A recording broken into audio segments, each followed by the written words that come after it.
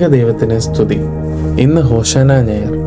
ഹോശാനയെ പറ്റി ചിന്തിക്കുമ്പോൾ മനസ്സിൽ തെളിയുന്നത് മഹോന്നതനായ മശിഹ വിനയാനുതനായി കഴുതപ്പുറത്ത് കയറി യെരുശലേമിലേക്ക് പ്രവേശിക്കുന്ന ഒരു കാഴ്ചയാണ്.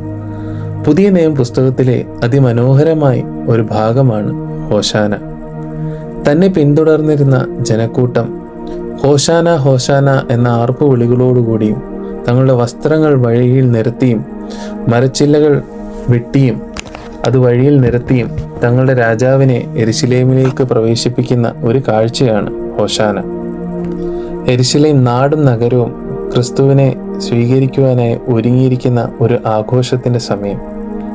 ഇവിടെ ക്രിസ്തുവിനെ സംബന്ധിച്ച് തൻ്റെ മുമ്പിൽ കുരിശിൻ്റെ നിഴൽ നിൽക്കുമ്പോഴും ഹോശാന ആർപ്പ് വിളികൾ ക്രൂശിക്ക എന്നുള്ള ആക്രോശങ്ങളാകും എന്നും അറിഞ്ഞിട്ടും യേശു വിനയഭാവത്തോടു കൂടി ഒരു വഴി നമ്മെ പഠിപ്പിച്ചു.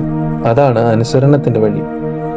പണ്ട് ആദാം അനുസരണക്കേടിനാൽ ഈ ഭൂമിയിൽ വന്നെങ്കിൽ സ്വർഗത്തിൽ നിന്ന് പുത്രൻ തൻ്റെ പിതാവിനോടുള്ള അനുസരണത്താൽ ഈ ഭൂമിയിലെ പാപങ്ങൾ പോക്കുവാൻ തനിക്ക് വേണ്ടി ഒരുക്കപ്പെട്ട കുരിശ് സ്വീകരിക്കുവാനായി ഒരുങ്ങിയാണ് യെരുശലേമിലേക്ക് പ്രവേശിക്കുന്നത്.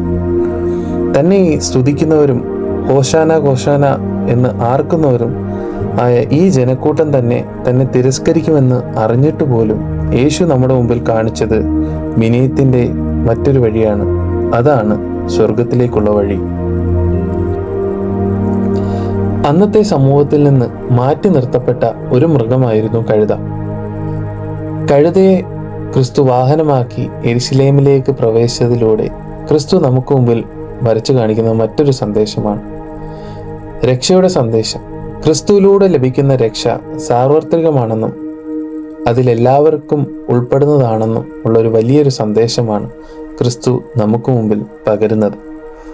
അവസാനമായി ക്രിസ്തു നമ്മിൽ നിന്ന് ആഗ്രഹിക്കുന്നത് പിന്മാറി നടക്കുവാനല്ല, കൂട്ടത്തിൽ ഉച്ചപ്പാടുകൾ ഉണ്ടാക്കുവാനുമല്ല, പ്രതീക്ഷകൾക്കും പ്രാർത്ഥനകൾക്കും അപ്പുറമായി സംഭവിക്കുമ്പോഴും ക്രിസ്തുവിനെ തള്ളിപ്പറയാനുമല്ല.